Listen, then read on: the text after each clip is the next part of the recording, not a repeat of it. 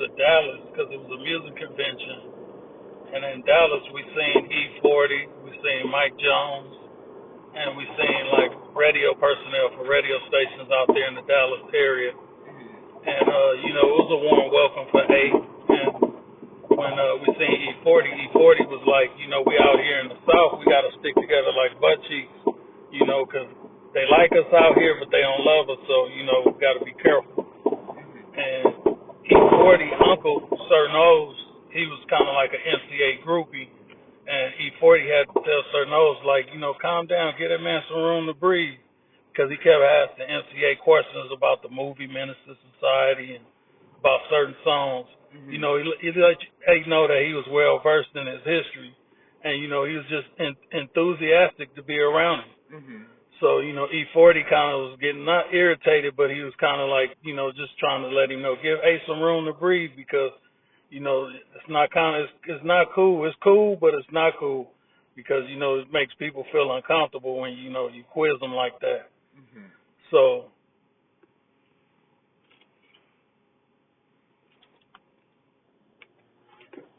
then, the convention got underway. And we went to one of the festivities the first day. It was a fashion show. And the dude running the fashion show, he wanted to let us know that he was running the fashion show. So he was like, come on, let's go backstage. So we went backstage, and it was ladies getting dressed. And it was kind of like an uncomfortable situation. So I said, I'm cool. I'm going to go back across the way with E40 and the dude that's interviewing him for the radio station and pick up some more on that game and that energy. Because it was seeming like we was like voyeurs. Because the ladies was getting dressed and they was caught off guard and it was just different energy. And I was like, I wasn't comfortable with it. So me and A, we went back next door and we went back where E40 was getting interviewed and we chilled with them. So later that night, it was a lot of festivities going on, drinking and, shows, people performing their music and doing different things.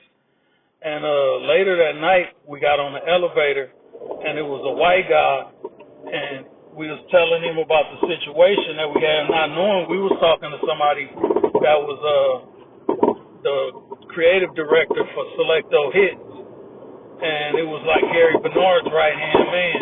So we told him about our situation with the 8 album and all the features we had, and he said, what we interested in distributing that record, just all we need is releases from all the people that's on the record, saying that it's okay for them to do it even though they're in situations with their own record label agreements. So he said, you get us all the releases, you got a distribution deal. So, when we got back to California, let me keep going. So while we in Dallas, woke up the next morning, we was happy. And I told Aid about the situation, and Aid, he was stoked. He was like, okay, that's a good thing. We're moving in the right direction.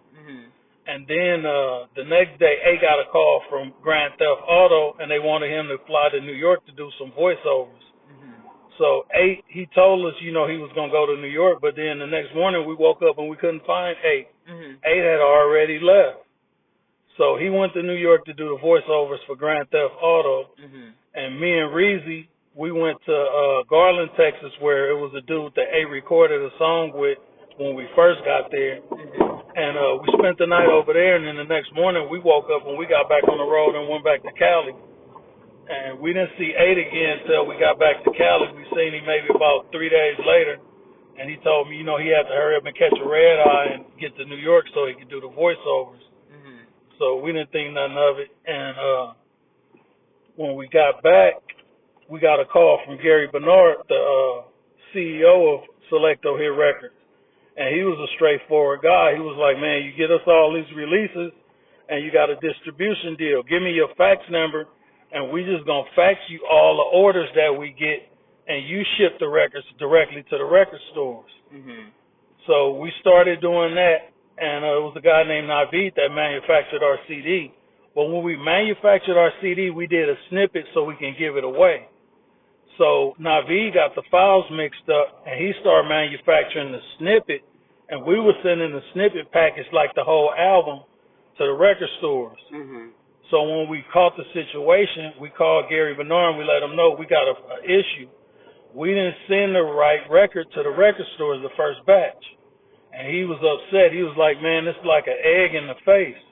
He said, we're going to just recall the whole album because you tainted the shipment with that snippet. So I was a little disappointed, and there was no way we could resolve it. So they recalled the album, and then they shipped all the pieces back to me. The good pieces, the bad pieces, everything. So it was a learning experience. And then when we got all the shipment back, I put all the stuff in storage, and it was overwhelming. We had maybe like over 4,000 or 5,000 pieces that got sent back to us. So then I had a talk with my mom, and she was like, well, don't sweat it. You're just getting started, you know. Other things are happening. You get a breakthrough. So then the distribution had stopped, but the record we did with Strong Arm Criminal had started taking off. And it started getting a lot of good reviews overseas. It was a magazine in Germany that had did a write-up on us, and they said it was like one of the best albums of 2004. And then we was searching for distribution for the album, but we was having problems getting distribution. And that's when I ran across Tweety Bird at the 99-cent store, and he was like, man, what are you doing with your records? Then I told him the situation that happened with Gary Bernard, and he knew Gary Bernard because he had a situation with Selecto his back in the day. And he was like, well, you know, either you could look for a distributor or we could get out there and sell the records directly to the record store yourself, because you don't need nobody to hold your hand to sell your records. It just might be a little more work involved. So me and him started doing retail runs in the IE in different areas, and we started getting on the phone, beating the phone up. And then the record Strong Arm Criminal started doing a lot better, and people started knowing about it. And then we got kind of tired with doing it, and a situation that happened where I had to go turn myself in to go do some time. And when I turned myself in, everything kind of like fell apart. But Q, he was still trying to, you know, keep the campaign alive, and he was doing certain things. He had put some posters on his car, and he was doing retail runs. And then I went and did that time, but while I was doing time, I seen the Ashley the Classic DVD was blowing up. Because people in jail was acting like I was a star. They was like, man, we watched a movie with you in it. Man, and it was pretty good. And I'm like, kind of like shocked. And then when I looked in the Walkenhurst catalog, it had the MC8 album in the catalog, and it had the Strong Arm Criminals album on the catalog. And I didn't even know who put the Strong Arm Criminals on the catalog because it wasn't never logged in the system officially with a distributor. But then I seen that it had got put in with the lady in the Bay Area. Carrie, she had did something that was kind of like underhanded, but it actually helped us, where she submitted the record and got it through her channels. I forgot, it was a distributor in the Bay Area that all of the Bay Area rappers was working with. I forgot the name of it, but she had sent it through that channel, and then they had sent it through their channels. And the Strong Arm Criminal album, it did pretty good. It had got a lot of reviews, but we didn't really make no money off the album. She was making money off the album. So I had an attorney send her a cease and desist letter, letting her know that she got to quit selling the record. And then the record got pulled, but it still already had like a lot of momentum behind it. And I was trying to reestablish with a distributor, but I was having problems getting it distributed because the Strong Arm Criminals didn't have a background. It was like they was just like a new horse in the race that nobody knew about. So what had happened, I said, okay, we're going to go ahead and drop the brokerage firm. So we dropped the brokerage firm, and the brokerage firm did pretty good too. And we got a write-up again out of a magazine in Germany.